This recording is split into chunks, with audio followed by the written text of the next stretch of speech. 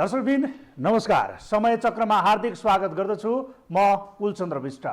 सडक राम्रो नबनाउने, जीर्ण सडकमा दुर्घटना भएर कसैको मृत्यु भएमा क्षतिपूर्ति भन्दै पैसा दिने, वृद्ध वृद्धाको स्याहार, स्वास्थ्य बिमा, पोषणको बन्दोबस्तको झन्झट नगर्ने तर वृद्ध भत्ता भन्ने पैसा दिइहाल्ने, लोपोन्मुख जातिका युवाका लागि रोजगारी, बालबालिकाका लागि गुणस्तरीय शिक्षा, बिरामीका लागि स्वास्थ्य उपचारको बन्दोबस्त मिलाउने झन्झट गर्नुभन्दा राज्य कोषको पैसा थपक्क बाँडिहाल्ने, रोजगारी बढाउने बाटाहरू देखाउन अर्थशास्त्रीहरू लाइन लागेर बसेका छन्। तर सरकार प्रधानमन्त्री स्वरोजगार कार्यक्रम भन्दै पैसै बाँड्छ। अहिले विपन्न परिवार भनेर 5 लाख परिवारको दैलोमा चुनावको ठिक्क अगाडि 10-10 हजार पुर्याउने योजनामा छ सरकार। यो योजनाका सूत्रधार चाहिँ अर्थमन्त्री जनार्दन शर्मा हुन्। यो हेरौँ। कोरोना महामारीबाट प्रभावित 5 लाख परिवारलाई 10-10 हजारको दरले नगद बाँड्ने सरकारको योजना कार्यान्वयनमा जाने भएको छ। 5 लाख परिवारका औसतमा 25 लाख सदस्यले 10,000 रुपियाँ आफ्नो परिवारले पाएको थाहा पाउँदासम्म मुलुकले चुनावी माहौल समातिसकेको हुनेछ। सरकारले नगद बाँड्ने कार्यक्रम जानेर वा नजानेर चुनावको मुखमा हुने जस्तो देखिएको छ। अर्को मङ्सिरभित्रैमा चुनाव गरिसक्नुपर्ने हुन्छ। 10,000 बाँड्ने कार्यक्रमले कम्तीमा 6 महिना लियो भने त्यसको अर्को 6 महिनामा चुनाव आइसकेको हुनेछ। कम्तीमा 25 लाख मान्छेलाई प्रभावित पार्ने यो कार्यक्रम नगद बाँड्ने सरकारका अन्य कार्यक्रमभन्दा पृथक छैन। अन्य कार्यक्रमहरू भत्ता, अनुदान, पेन्सन झैँ नियमित नहुने भए पनि यो कार्यक्रमले विशेषतः चुनाव ध्यानमा राखेको जस्तो देखिन्छ। कोरोनाबाट प्रभावित 5 लाख परिवारलाई 10,000 रुपियाँ नगद अनुदानका लागि बिहिबारबाट निवेदन आह्वान गरिएको छ। सरकारले दशैं अघि नै वितरण गर्ने भनिएको कोभिड-19 महामारीबाट प्रभावित अति विपन्न परिवारलाई नगद हस्तान्तरण कार्यविधि 2078 अनुसार नगद प्राप्त गर्न योग्य परिवारलाई 15 दिनभित्र निवेदन दिन आग्रह गरेको छ।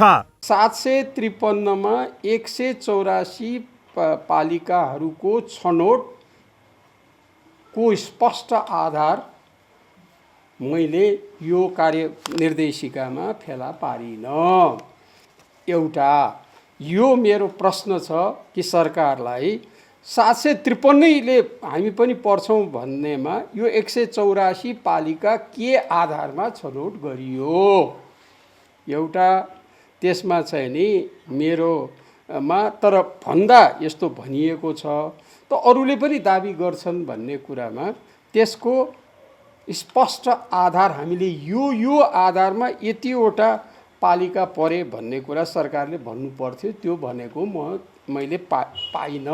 कस्ता परिवारले पाउने छन् त नगद अनुदान? विगतमा गर्दै आएको रोजगारी पूर्ण रूपमा गुमाएको र रोजगारीको अर्को अवसर समेत प्राप्त गर्न नसकी बेरोजगार भएको असङ्गठित क्षेत्रका मजदुर वा कामदार, खुला सडक, फुटपाथ वा चौरमा, खरपन, नाङ्लो डोको आदिमा सामान बेच्ने अति विपन्न व्यवसायी, दैनिक ज्याला मजदुरी गर्ने भरिया, कृषि मजदुर, गोठाला, खेताला, ज्यालादारी श्रमिक, रिक्सा चालक, ठेलागाडा मजदुर, सार्वजनिक यातायातका मजदुर र पर्यटक भरिया। कोभिड-19 संक्रमणका कारणबाट एक घर परिवारको आय आर्जन गर्ने मुख्य सदस्यको मृत्यु भई आर्थिक सङ्कट झेल्नु परेको परिवार तथा अभिभावक गुमाएका असहाय नाबालकलाई स्याहार गर्ने परिवारले नगद अनुदान पाउनेछन्। योग्य परिवारले नगद प्राप्तिका लागि सम्बन्धित वडा कार्यालयमा निवेदन दिनुपर्ने छ। निवेदकले निवेदनका साथमा नागरिकताको प्रतिलिपि पेश गर्नुपर्ने छ। कोरोना महामारी र लकडाउन ताका नै विपन्न परिवारलाई सरकारले सहयोग गर्नुपर्ने जनदबाव रहे पनि सरकारको गैर जिम्मेवारीपनका कारण धेरै नागरिकले सरकार भएको अनुभूत गर्न पाएनन्। दशैं अगाडि वितरण गर्ने भनिएको नगद अनुदान प्रक्रिया अगाडि बढेको हो।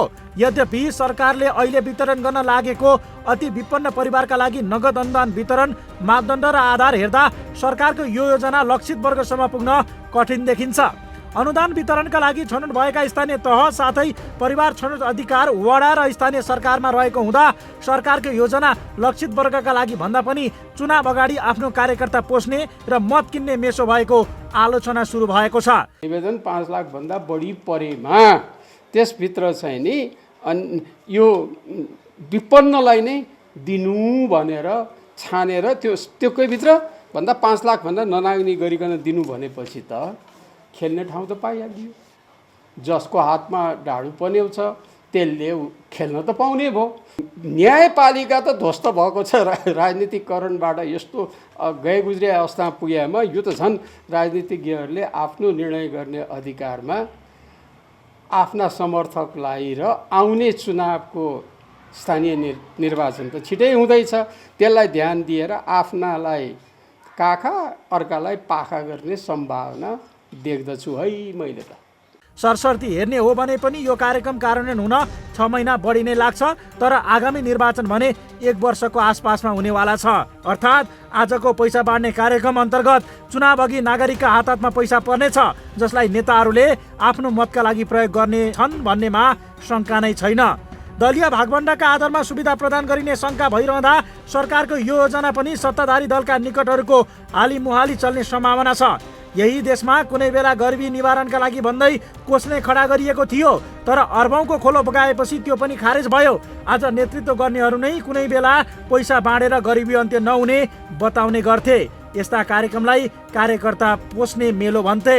गरिबले पैसा पाउने सवालमा सायदै कसैको विरोध रहला। 5 लाख नागरिकलाई मात्र पैसा बाँडेर गर्न खोजेको चमत्कार चाहिँ बडो गजबको छ, किनभने नेपाल सरकारको तथ्याङ्क अनुसार झन्डै 19% नागरिक अझै पनि गरिबीको रेखामुनि छन्।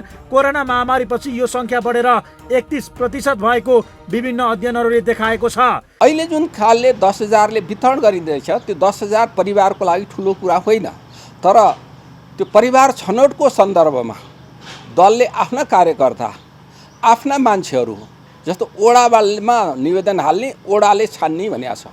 त्यस कारणले गर्दा त्यो कुरा हुन्छ कि हुँदैन, त्यहाँ भनेको कार्यविधिमा भनेकै लक्षित वर्ग त्यो वर्गले पाउँछ कि पाउँदैन एक कुरा प्रश्न छ।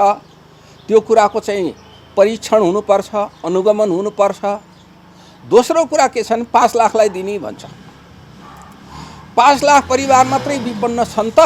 सानो घेराको यो अनुदान लक्षित वर्गसम्म पुग्ने र सबै अति विपन्न परिवारको पहुँचसम्म पुग्नेमा आफैमा प्रश्न छ।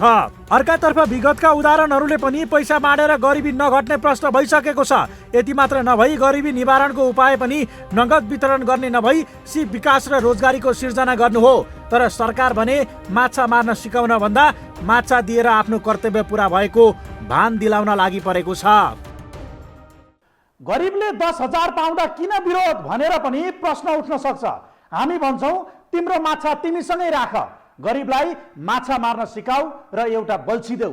5 लाख परिवारमा 10-10 हजार पुर्याउन सक्दा कम्तीमा 25 लाख मानिसमा यसको प्रभाव पर्छ भन्ने आकलन हुन सक्छ। 25 लाख मान्छेले माओवादीका अर्थमन्त्रीले क्या गजब गरिदिए भन्ने पर्यो भने त चुनावमा अरू के चाहियो। थप प्रसङ्ग सहित उपस्थित हुनेछौँ छोटो ब्रेकपछि।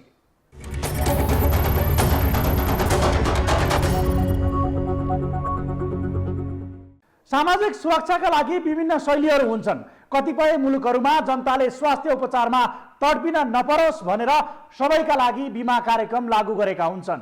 बिरामी भएर अस्पताल पुग्ने व्यक्तिले उपचार निशुल्क पाउँछन्। अस्पतालमा भएको खर्चको बिल अस्पतालले नै सम्बन्धित बिमा कम्पनीलाई पठाइदिन्छ। यो कार्यक्रम लागू भएका मुलुकमा कुनै नागरिकलाई गम्भीर रोग लाग्यो भने पनि उपचारका लागि नेपालमा झैँ चन्दा उठाइरहनु पर्दैन। सामाजिक सुरक्षाको यो विधि नेपालमा पनि लागू भएको छ, तर निकै कमजोर शैलीमा। यो हेरौँ। शेयर बजारका लगानीकर्ताहरूलाई लाभांश वितरण गर्दा नगदमा होइन, बोनस शेयरमा वितरण गर्न नियामक निकायहरूले कम्पनीहरूलाई दबाब दिइरहेका छन्।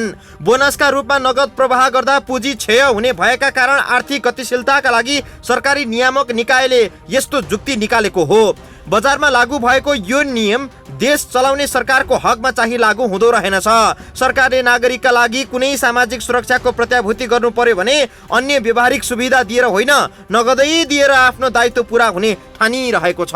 अरू देशहरूमा चाहिँ के छ भने शिक्षामा म व्यवस्था गर्छु, आएर पढ्दै, स्वास्थ्यमा म बिरामी भएको हेरचाह गर्छु, तँलाई फ्रीमा स्वास्थ्य दिन्छु, पहिला तेरो बढीले आएर देखा मलाई, अनि त्यो तँलाई पैसा दिन्न। तर त्यो सबै शिक्षा, स्वास्थ्य र रोजगारको ग्यारेन्टी गर्छु। रोजगार एउटा फ्याक्ट्री खोल्छु, तैँले त्यहाँ गएर तैँले छान्न पाउँछस्, केमा गर्ने हो तैँले छान्न पाउँछस् भनेर त्यस्तो खाले अप्रत्यक्ष रूपले लगानी भएर हुन्छ। र नेपाल यस्तो देश हो, कर मसँग उठाउने, कर कर्णालीको मेरो दाजुभाइसँग उठाउने, अनि त्यसपछि गएर चाहिँ पैसा बाँड्ने, यो उल्टो बाटोतिर के छ भने गएको छ। त्यसो हुनाले अहिले सरकारहरू के को लागि आएछन् भन्दाखेरि जम्मै पैसा बाँड्ने, पैसा नगद बाँड्ने। क्या दुनियाँमा कुनै पनि यस्तो देश छैन कि नगद बाँडोस्। छिमेकी मुलुक भारतमा त्यहाँको सरकारले विपन्न नागरिकका लागि सहुलियतमा रासनको व्यवस्था गरेको छ। किसानको उत्पादनको न्यूनतम खरिद मूल्य सरकार आफैले तोकिदिएको छ। किसानले उत्पादन गरेका फसलले बजार नपाउने अवस्थाको अन्त्य सरकारले नै गरिदिएको छ। नगदै बाँड्ने अभ्यास भारतमा पनि नभएको त होइन, तर त्यहाँ भएको नगदी सामाजिक सुरक्षाको रकम निकै दयनीय छ। भारतको अनुपातमा नेपाल सरकार नगद बाँड्ने मामिलामा निकै उदार छ। जस्तो कि भारतले 65 काटेका विपन्न नागरिकका लागि मासिक 75 रुपैयाँ पेन्सन दिन्छ। 60 काटेका असहाय महिलाका लागि केही राज्यमा अलिकति जमिन नै दिने पनि गरिएको छ। राष्ट्रिय परिवार लाभ परियोजना भनेर भारतमा आकस्मिक मृत्युवरण गरेका परिवारलाई 5,000 देखि 10,000 रुपैयाँसम्म दिने गरिएको छ। तर यो रकम मासिक नभएर एक पटकका लागि मात्रै हो। भारतको अवस्था भन्दा वृद्ध अवस्थामा नेपालको स्थिति निकै राम्रो देखिन्छ। नगदमै सामाजिक सुरक्षा बाँड्ने मामिलामा सरकार यति उदार हुनु के सरकारको सक्षमता हो त? राज्य भनेको जनताको अभिभावक हो। त्यस कारणले अब कुनै बेलामा नगदै दिएर, कुनै बेलामा काम दिएर अवस्थाअनुसार राज्यले हेर्नु त पर्छ होइन। लक्षित वर्गले पाए नपाएको, मापदण्ड पुरा भएको नभएको कुराहरूको परीक्षण गर्ने, त्यसको लेखाजोखा गर्ने, त्यसको अनुगमन गर्ने, त्यसको नियमन गर्ने कुरामा कमजोरी रहने सम्भावना चाहिँ मैले पर्याप्त देखेको छु। योभन्दा अगाडिका क्रियाकलापबाट सामाजिक सुरक्षा भत्ता दिँदा त मरेको व्यक्तिको नाममा दिने, नयाँ व्यक्ति खडा गरेर दिने कुराहरू भइराखेको छ भने यसमा चाहिँ ती कुराहरू हुँदैनन् भनेर भन्न सक्ने स्थिति नभएको हुनाले सरकार त्यतातर्फ चलाएको हुनुपर्ने मैले देखेको छु। विज्ञहरू भन्छन् अरूले गर्न नसकेको काम नेपालका सरकारहरूले गरेका होइनन्। नगदै बाँड्न सजिलो हुने भएकाले यो विधि अपनाइएको हो। सामाजिक सुरक्षाका लागि गर्नुपर्ने अरू धेरै कामहरू हुन्छन्। ती कामहरू गर्न झन्झट हुन्छ। प्रणालीमा सुधार गर्नुपर्ने हुन्छ। प्रणालीमा सुधार गर्न सुरुमा नेता मन्त्रीहरू आफै सुध्रिनु पर्ने हुन्छ। आफू सुध्रिनु भन्दा नगद बाँड्न सजिलो भएका कारण नेपालमा पैसा बाँड्ने चलन बढी चलिरहेको छ। जस्तो कि कर्णालीका मुख्यमन्त्री रहिसकेका महेन्द्र बहादुर शाहीले अघिले पनि द्वन्द्व पीडित भनेर मासिक 12,000 रुपैयाँ भत्ता बुझ्दछन्। सशस्त्र द्वन्द्वमा सख्त घाइते भएको भनेर विशिष्ट श्रेणीको भत्ता बुझ्ने महेन्द्र बहादुर शाही जस्तै नेताहरू शासक भएर सरकारमा पुग्दै आएका छन्। उनीहरूले स्वास्थ्य, शिक्षा, आवास आदिमा सामाजिक सुरक्षाको प्रबन्ध कसरी गर्छन्? कसैलाई कडाक प्रकृतिको रोग लाग्यो भने जीवनभरको कमाई उपचारमै सकिन्छ। छोराछोरीलाई चिकित्सा शिक्षा दिलाउनु पर्यो भने 50-60 लाखसम्म खर्च हुन्छ। स्वास्थ्य, शिक्षा र रोजगार जस्ता आधारभूत आवश्यकतामा सामाजिक सुरक्षा नेपालमा छैन, भएको पनि कुनै कामको छैन। यही कारण विज्ञहरूले भन्दै आएका छन् सरकारले स्वास्थ्य, शिक्षा, रोजगारी जस्ता क्षेत्रमा सामाजिक सुरक्षाको प्रत्याभूति गरिदिनुपर्छ। यति गरेपछि व्यक्तिले आफूलाई र आफ्नो परिवारका लागि चाहिने खर्च स्वयंले आर्जन गर्न सक्छ। सरसर्ती हेर्दा यो रकम सरकारले यो रकम जुन प्रतिशत छ त्यो प्रतिशत हेर्ने हो भने त अझै पनि कम देखिन्छ। तर मुख्य कुरा यो अल्पकालीन अवस्थाको लागि होला, तुरुन्तको लागि होला, तर रोजगारी नै सृजना नगरिकन देशको गरिबी निवारण हुन सक्दैन। त्यसकारणले यो रोजगारी बढाउने तर्फ जानुपर्छ। नेपालमा अहिले वृद्ध भत्ता मासिक 4,000, कर्णाली जिल्लाका लागि 60 कटेकाहरूले मासिक 2660, एकल विधवाले मासिक 2660, अति अपाङ्गले मासिक 2128, राउटी जस्ता लोपोन्मुखले मासिक 4,000 रुपैयाँ नगद पाउँदै आएका छन्। गरिबलाई एकपटक 10,000 दिँदैमा उसको गरिबी दूर हुँदैन।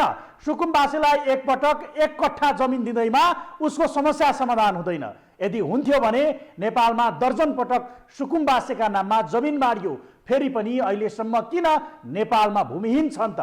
थप प्रसङ्गसहित उपस्थित हुनेछौँ छोटो ब्रेकपछि।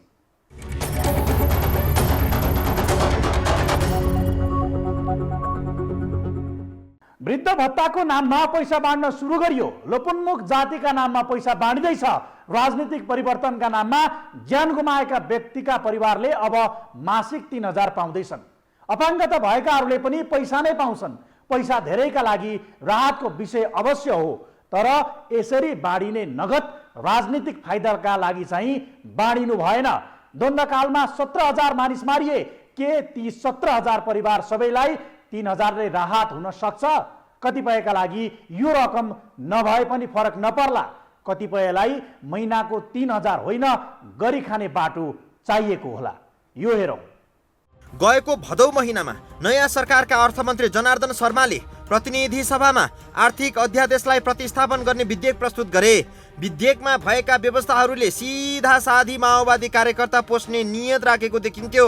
तर पनि माओवादीकै बैशाखीमा सरकार गठन भएका कारण प्रधानमन्त्री शेरबहादुर देउवाले समेत यो विधेयकमा प्रश्न उठाउन चाहिँ सकेनन्। कोभिड महामारीका कारण रोजगारी गुमाएका 5 लाख परिवारलाई प्रति परिवार 10,000 बाँड्ने सरकारको योजना अहिले कार्यान्वयनमा जाँदैछ। यो योजना कार्यान्वयनमा गइरहँदा अर्थमन्त्री शर्माले त्यो बेला गर्न खोजेको कुन कुन कामको रहस्य के रहेछ भन्ने यति बेला खुलासा हुँदैछ। सबै नेपालीहरू बाहिर गएर बस्दिनु पर्ने, उनीहरूले के छ भने मरिमरि डलर पठाउनु पर्ने, डलर चाहिँ के छ भने गलत ठाउँमा प्रयोग गरेर अनि त्यसलाई चाहिँ त्यो देश सञ्चालन गरेर बस्ने काम जुन भइरहेछ यो चाहिँ बेठिक हो। त्यस हुनाले यो चाहिँ के छ भने जुन पैसा दिने व्यवस्था हो, पैसा दिने व्यवस्था चाहिँ अहिले त सरकारहरू प्रतिस्पर्धा छ अलि धेरै पैसा दिने भनेर, तर यो व्यवस्था चाहिँ जबसम्म रहिरहन्छ तबसम्म यो देशको भलो हुँदैन। बजेट प्रतिस्थापन विधेयकले भाषा फरक राखेर माओवादी सशस्त्र द्वन्द्वमा ज्यान गुमाएका परिवारलाई मासिक 3,000 रुपैयाँ दिने व्यवस्था राखेको थियो। त्यसै पनि नगद बाँडेरै जिम्मेवारीबाट मुक्त हुने खोज्ने नेपालका सरकारहरूको शैली पछिल्लो पटक अर्थमन्त्री जनार्दन शर्माले पनि अनुसरण गरे। राजनीति परिवर्तनको आन्दोलनमा बलिदान गर्ने परिवारका लागि भनेर विगतमा पटक पटक एक मुष्ट रकम गइसकेको थियो। यसपटक चाहिँ पेन्सनका रूपमा परिवारले पाउने गरी अर्थमन्त्रीले 3,000 रुपैयाँ तोकेका छन्। यो व्यवस्था 62-63 को आन्दोलनमा ज्यान गुमाउने केही र बाँकी 17,000लाई लक्षित गरी अघि सारेको जस्तो देखिन्छ। सिंहदरबारका मा बस्ने हाम्रा नेताहरू के हेरेर बसेका थिए त्यो बेला नि यो कुरा हामीले कराएको हो। कराउँदाखेरि राज्यले सक्दैन, राज्य टाठ हुन्छ भन्ने त्यो बेला।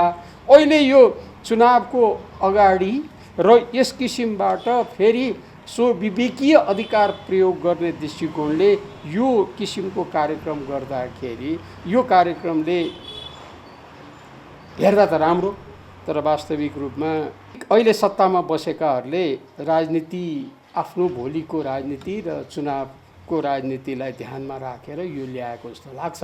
बेरोजगार युवाका नाममा माओवादी कार्यकर्ता पोस्न 10 करोड रुपैयाँसम्मका ठेक्कामा सहकारीलाई पनि सहभागी हुन दिने कार्यक्रमले चाहिँ चुनावलाई ध्यानमा राखेको जस्तो देखिन्छ। चुनावमा धेरै रकम चाहिन्छ, त्यो रकम राज्य कोषबाट सिधै झिक्न मिल्दैन वा झिकेर कार्यकर्तालाई बाँड्न पनि मिल्दैन। कानुनको यो बन्धनलाई तोड्न र कार्यकर्ताको हातसम्म करोडौं रुपैयाँ रकम पुर्याउन बेरोजगार युवाको लगत तयार पार्ने, सहकारी मार्फत सङ्गठित गर्ने र निर्माण क्षेत्रको 10 करोडसम्मको ठेक्का उनीहरूलाई नै दिने योजना ल्याइयो। यो योजनाले सहकारीको आधारभूत मूल्य मान्यतालाई धुलो पिठो त पार्यो नै, सहकारीलाई निर्माण कम्पनीको रूपमा र बेरोजगार आफ्ना कार्यकर्तालाई ठेकदारको रूपमा स्थापित गर्ने प्रयास पनि गर्यो। एक प्रकारले भन्ने हो भने यो पनि पैसा बाँड्न प्रयोग भएको घुमाउरो बाटो नै थियो। यो घुमाउरो बाटोलाई नेकपा समाजवादीकी नेत्री तथा शहरी विकास मन्त्री रामकुमारी झाँक्रीले रेड कार्ड देखाइसकेकी छिन्। कार्यकर्ताको हातमा पैसा पुर्याउने र त्यसलाई निर्वाचनमा उपयोग गर्ने अर्थमन्त्री शर्माको यो काग बुद्धि पार्टी अध्यक्ष पुष्पकमल दाहाल प्रचण्ड शैलीकै नक्कल हो। प्रचण्डले कुनै बेला जनयुद्धमा मृत्यु भएका व्यक्तिका परिवारलाई 10-10 लाख राज्य कोषबाट दिलाउने र त्यही पैसालाई राजनीतिक फाइदाका लागि उपयोग गर्ने योजना आफ्ना कार्यकर्तालाई सुनाउने गर्थे। कर्मचारी जो ब्युरोक्रेट जो कर्मचारी हो, जिन्दगीभर 3 पुस्ता पालिदिनु पर्ने भावनाले उसलाई पैसा दिए देखेर अरूलाई पनि पैसा दिन सुरु गरे। सांसद त पैसा खानको के अरे पेन्सन खानु पाउनु पर्यो भनेर कानुन बनायो नेपाल। कर्मचारीले पाउने मैले नपाउने भनेर भन्ने भयो। त्यस हुनाले यो पेन्सन खाने र यो पैसा पाउने व्यवस्था चाहिँ नेपाल मात्र यस्तो देश हो यसले गर्दाखेरि कस्तो हो भने नि यो त दुर्दशाको चाहिँ माथि हो कि। बजेट प्रतिस्थापन विधेयकमै भएको व्यवस्था अनुसार 5 लाख विपन्न परिवारलाई प्रति परिवार 10,000 बाँड्ने योजना अघिल्यै कार्यान्वयनमा जाँदैछ। विपन्नले 10,000 पाउन अझै 6-8 महिना लाग्न सक्छ। त्यो बेलासम्म सरकारले चुनावी सरकारको रूपमा धारण गरिसकेको हुनेछ। चुनावको मुखमा 5 लाख परिवारले 10-10 लाख पाउँदा कम्तीमा 25 लाख मानिस प्रभावित हुन सक्छन्। अर्थात् यो कार्यक्रम पनि चुनाव लक्षित हो कि भन्ने प्रश्न उब्जिएको छ। गरिबका नाममा 10,000 पनि टाठा बाटाले नै खाइदेलान् कि भन्ने पीर पनि छ। देहात भइसकेका ज्येष्ठ नागरिकको भत्ता त अर्कैले खाइदिनेहरू छन्। यहाँ गरिबलाई दिने भनिएको 10,000ले गरिबको गरिबी दूर हुँदैन, 5 अर्ब रुपियाँको प्रतिफल आउँदैन भन्ने कुरामा हामी त ढुक्क छौँ। फेरि पनि भन्छौँ, गरिबलाई माछा होइन बल्छी देऊ अनि माछा मार्ने सिप सिकाऊ। समय चक्रका साथै यस टेलिभिजनका सम्पूर्ण समाचार बुलेटिन कार्यक्रम yoho.television.com, yoho.khabar.com, YouTube र फेसबुकमा पनि पढ्न र हेर्न सक्नुहुनेछ। मोबाइलमा योहो टिभी एप डाउनलोड गरी हामीलाई प्रत्यक्ष हेर्न सक्नुहुनेछ। समय चक्रको आजको प्रस्तुति सकियो। अहिलेलाई बिदा दिनुहोस्। नमस्कार।